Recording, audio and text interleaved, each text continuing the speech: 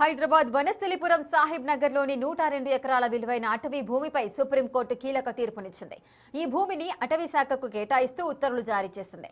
1960లో సృష్టించిన forgery డాక్యుమెంట్లతో Salar Jung వారసులమని claim చేసిన వారి వాదనలను కోర్టు కొట్టివేసింది. తాము 8 ఏళ్ల పాటు క్షుణ్ణంగా దర్యాప్తు చేసి వారు చూపిన పత్రాలన్నీ ఫేక్ అని సుప్రీంకోర్టులో నిరూపించామన్నారు కీసరా ఎఫ్ఆర్ఓ విష్ణువర్ధన్ రావు. సాలార్జంగ్ 3కి వారసులే లేరని దర్యాప్తులో తేలిందని ఆయన వెల్లడించారు. గుర్రంగూడ ఫారెస్ట్ పరిధిలోని ఈ భూమిని ఇకపై ప్రభుత్వ అటవీ సంపదగా సుప్రీంకోర్టు నిర్ధారించిందన్న ఎఫ్ఆర్ఓ విష్ణువర్ధన్ రావుతో మా ప్రతినిధి సురేష్ ఫేస్ టు ఫేస్.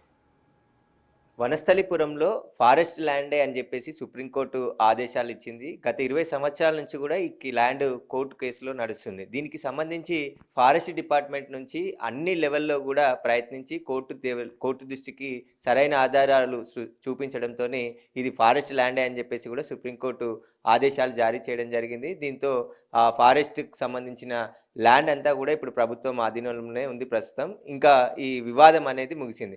ఇంతకాలం ఈ ల్యాండ్కి సంబంధించి మొదటి నుంచి దాదాపు 8 సంవత్సరాల నుంచి కూడా కోర్టులో పోరాడుతున్నటువంటి ఫారెస్ట్ రేంజ్ ఆఫీసర్ విష్ణువర్ధన్ రావు ఉన్నారు. ఒకసారి మాట్లాడదాం.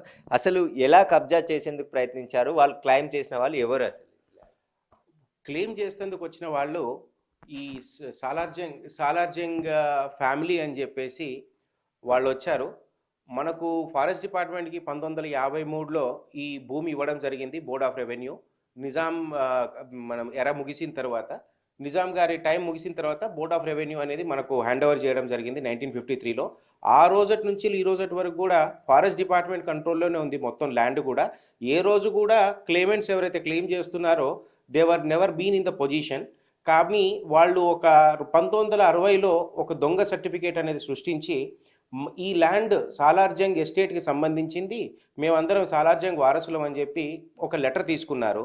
దాంతో 1971లో మన నోటిఫికేషన్ ఫారెస్ట్ నోటిఫికేషన్ అయిపోయిన తర్వాత సెక్షన్ 4 అయిపోయిన తర్వాత వాళ్ళు వచ్చి 2005లో ఆఫ్టర్ ల్యాప్స్ ఆఫ్ 35 ఇయర్స్ తర్వాత వాళ్ళు వచ్చి మాది అని క్లెయిమ్ మొదలుపెట్టారు. ఈ గొడవంతా కూడా 2005లో మొదలైంది.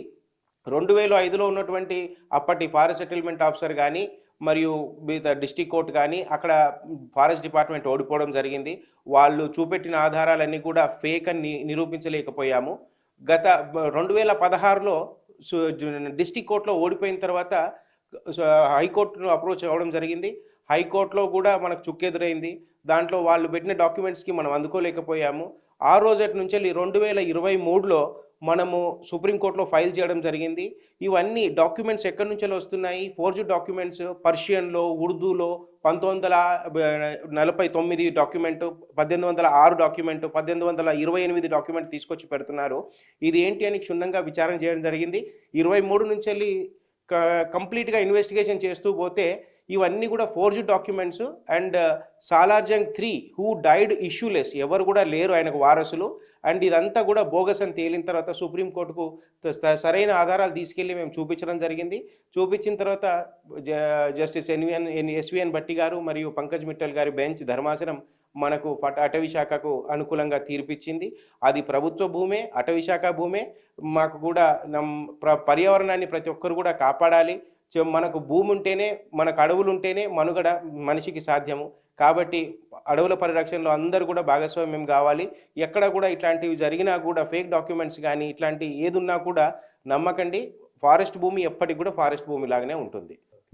అయితే మొదటి నుంచి కూడా దాదాపు 8 సంవత్సరాల నుంచి ఈ కేసుని దగ్గరుండి పర్యవేక్షించి ఆధారాలు ఏవైతే అవన్నీ బోగస్ ఆధారాలు అని చెప్పేసి కూడా వాటికి సంబంధించిన కీలకమైనటువంటి సమాచారాన్ని అంతా కూడా సుప్రీంకోర్టుకు చేరవేసి సుప్రీంకోర్టులో బలంగా ఫారెస్ట్ డిపార్ట్మెంట్ తరఫున వాదనలు వినిపించడానికి కృషి చేసిన విష్ణువర్ధన్ కూడా దీంట్లో కీలక పాత్ర పోషించారు. దాదాపు 102 ఎకరాల ఫారెస్ట్ భూమిని కాపాడుకోగలిగారు. ఎవరు కూడా ఎలాంటి హక్కు లేకున్నా కొన్ని ఫోర్జరీ డాక్యుమెంట్స్ తీసుకొచ్చి ఆ భూమి తమదని చెప్పేసి క్లెయిమ్ చేసుకునే ప్రయత్నం చేశారు. కానీ అంటే జిల్లా కోర్టు, హైకోర్టులో చుక్కెదురైనా వదిలిపెట్టకుండా సుప్రీంకోర్టు వరకు కూడా వెళ్ళి అక్కడ పోరాడి అది ఫారెస్ట్ భూమి అని చెప్పేసి సుప్రీంకోర్టు ఆదేశాలు ఇవ్వడంతో ఆ భూమిని అంతా కూడా ఇప్పుడు ఫారెస్ట్ ఆధీనంలోనే ఉంది. దాన్ని కాపాడుకోగలిగామని చెప్పేసి కూడా ఫారెస్ట్ రేంజ్ ఆఫీసర్ విష్ణువర్ధన్ రావు చెప్తున్నారు.